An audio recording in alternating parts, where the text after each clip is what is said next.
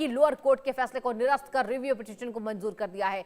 Raipur session court ने भूपेश बघेल को नियमित कोर्ट में पेश होने के निर्देश दिए हैं।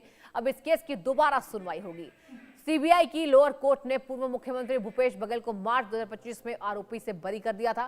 सीबीआई की विशेष कोर्ट ने सभी धाराएं हटाते हुए कहा था कि उनके खिलाफ मुकदमा चलाने का कोई आधार नहीं है। इस फैसले के खिलाफ सीबीआई ने सेशन कोर्ट में रिव्यू याचिका दाखिल की थी। इसके पहले भूपेश बघेल के बचाव में जबलपुर हाईकोर्ट के वरिष्ठ अधिवक्ता मनीष यहां पर बता दें उन्होंने दलील रखी थी। दलील में दत्त ने कहा था कि झूठे केस में फंसाया गया है। भूपेश ने न तो सीडी बनवाई है न ही सीडी बांटी।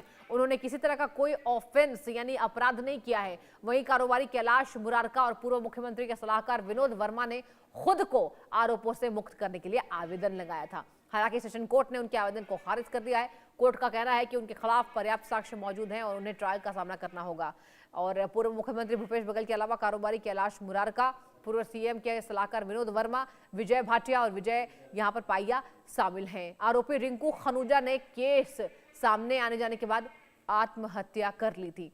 तो ये बड़ी खबर आपको बता रहे हैं और फिलहाल ये मामला यहाँ पर चल रहा है। बता दें आपको, इसमें ये सामने आया कि आरोपी रिंकू खनूजा ने केस सामने आने के बाद आत्महत्या कर ली थी और ये पूरा मामला भूपेश बघेल से जुड़ा हुआ था।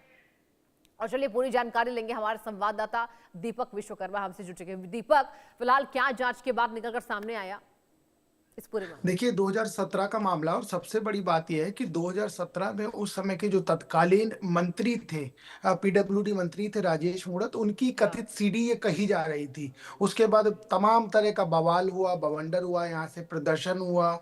और तो और उस समय के जो तत्कालीन मंत्री थे उन्होंने इसको झूठ को सच, ये जिसको ये झूठ बता रहे थे उसको दिखाने के लिए पूरे शहर भर में एलईडी पटवा दी थी। और उसके बाद नौबत ये आई कि इस पूरे मामले को लेकर अशोक बजाज जो नेता हैं भाजपा के, उन्होंने पंडरी थाने में शिकायत कराई थी। और ये कहा गया था कि ये पूरा जो मामला है ये एक कूट रचना है मेरी छवि खराब करने के लिए, राजेश मूणत की छवि खराब करने के लिए।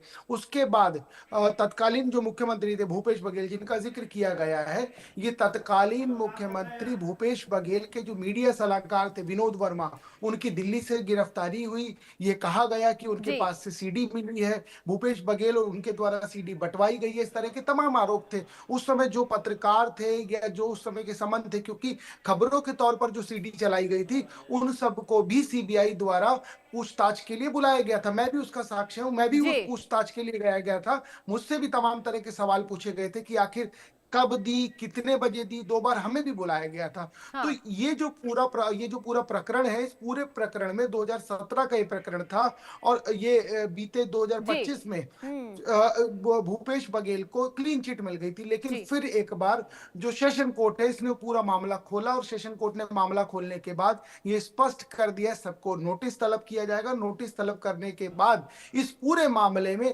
सबसे पुनः पूछताछ होगी, सबको पेश किया जाएगा और आगे की जो कार्रवाई है, आगे की जो जांच है वो की जाएगी।